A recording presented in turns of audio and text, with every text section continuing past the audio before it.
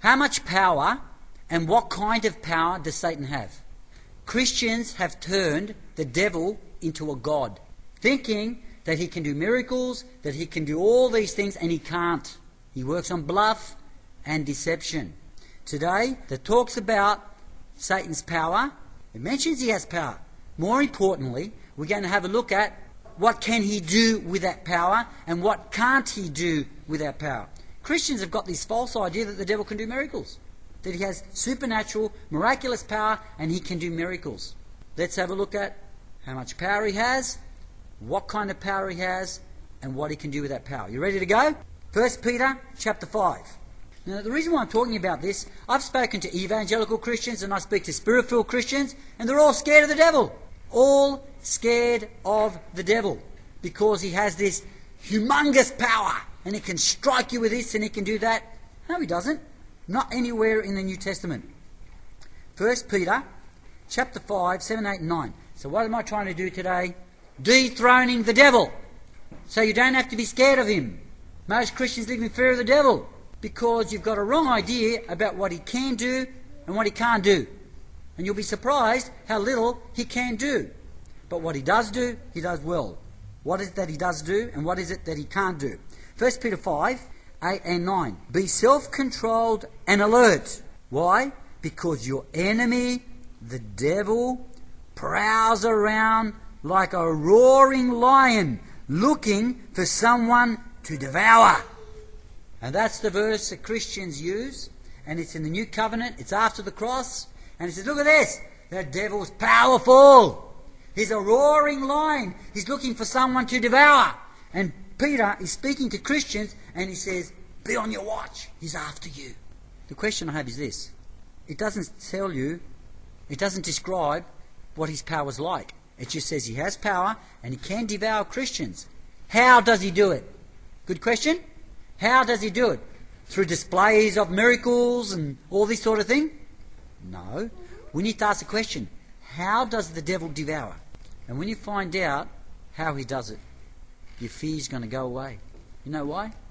He's been doing it ever since you were born. He's been attacking you ever since you were born. And you're expecting him to do something that the Bible says he can't do. He's already been devouring you. I'll show you how. I'm going to jump ahead a little bit. Verse 8 talks about the devil having power to devour. The good news in verse 8 is he's looking for someone to devour. Looking for some Christian to devour. What does that imply?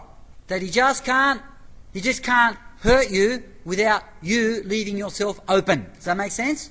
Otherwise, it wouldn't say he's looking for someone to devour. He would just go around devouring. He's looking. So what's he looking for? An open door. What is the open door? What does it mean that he devours?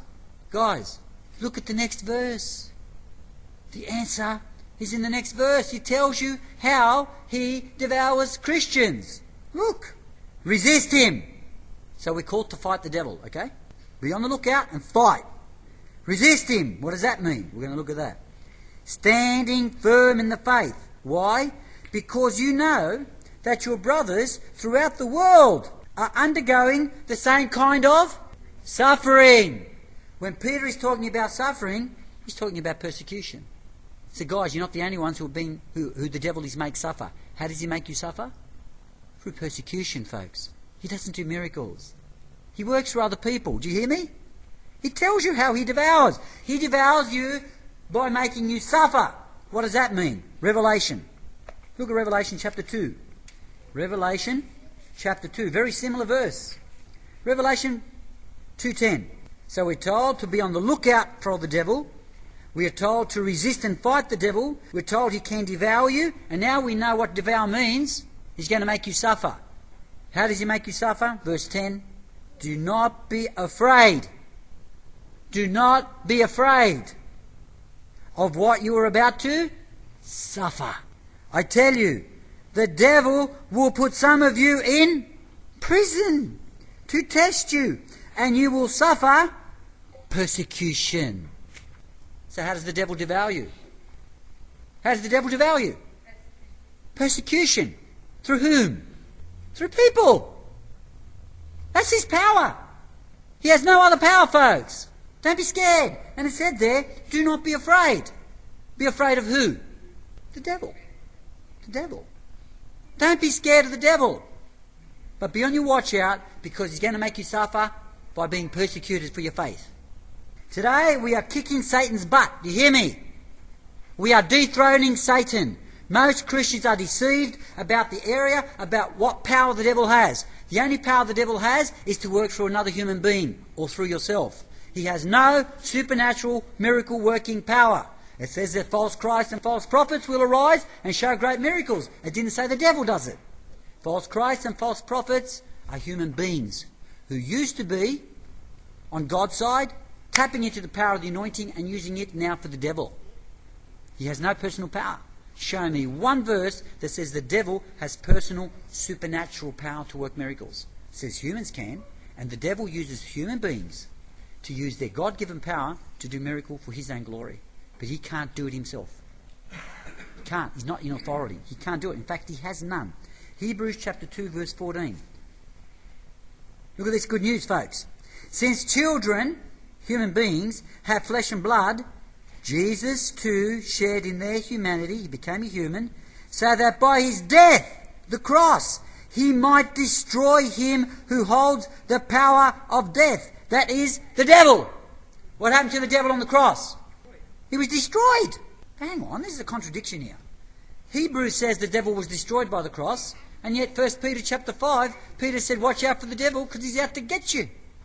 He's been destroyed, and yet he has power. Can you see the contradiction here? He's been destroyed, and yet we've got to watch out because he's trying to destroy us. That one who's been destroyed will still try to destroy you. What does this mean? The Greek word there, destroyed, said he might destroy him who has the power of death. The word destroy there is the Greek word luo. Luo means to negate authority. It means to negate authority. It actually means to destroy your legal right to act. So when it says that Jesus destroyed the devil, he took away his authority, not his power. There's a difference between authority and power.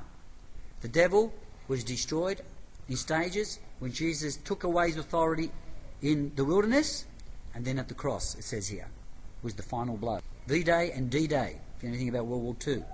The devil was destroyed in that his legal right to use his power over you has been taken away. He now does it illegally. But what is the nature of his power? Colossians chapter 2, have a look. Colossians 2 and verse 15. Have a listen to this. And Jesus disarmed powers and authorities. He made a public spectacle over them, triumphing, getting the victory over them by the cross. What happened to the devil on the cross, folks? The principalities and powers, what happened to him? Not his power. He was disarmed. No authority. Jesus took away Satan's authority. Actually uses the word authority there. To disarm means to take away his authority. He's armless. He's armless. He does not have the authority to use his power anymore. He did when Adam gave it to him, remember? And Jesus came and he took it back. He became the second Adam, he became the last Adam, and he took back that authority, but the devil still has power to devour. He still has power to devour. What is his power like? Most Christians live in fear of this devil, thinking he can do miracles and he can do this, that. He can't do anything. We are now going to look at that talks about and describes Satan's power and just see what he can do and what he can't do. You're all with me? I'm looking for the verse that says the devil has supernatural power. He has power, but he doesn't have supernatural power. What's the nature of his power? What can he do? What can't he do? New Testament tells us. Every time the devil is mentioned in the New Testament, it tells you exactly what his power is. And every single time, what does it say it is? He only has the power to... Begins with D. Deceive. Where does deception take place, folks? In the mind. That's the only power he has. The only power he has is to deceive by putting thoughts in your mind. So guess what? He's been devouring you your whole life anyway. You've been scared that he's going to do something he can't do. He's had you bluffed. He's been deceiving you by filling your mind with rubbish. And then you get hurt, you get angry, and then you do stupid things. And if you withhold anger, you withhold bitterness, you withhold depression, what happens to your health, folks? 80% of all disease comes from unresolved anger, bitterness, depression, hurt. He makes you sick. So where it says in Luke 13 that the devil made this woman sick, guess how he made her sick? As a man thinks in his heart, so is he. He just puts thoughts in your mind.